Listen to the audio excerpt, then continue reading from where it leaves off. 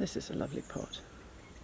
It's the only riveted one of the collection that has just arrived with us from France, of copper cheese vats.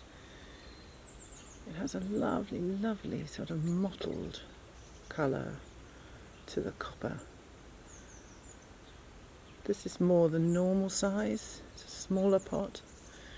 Still a very large thing. Beautiful.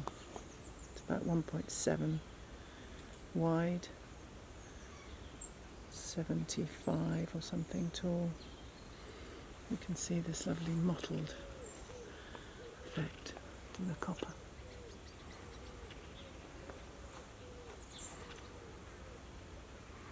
This one has a slight,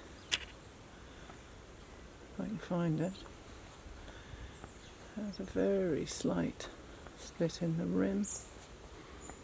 Other than that, completely perfect. You see that there? It's nothing. It's worth pointing out. Again, this gorgeous mottled colour and the rivets around the bottom, making that the most amazing pot. Gorgeous.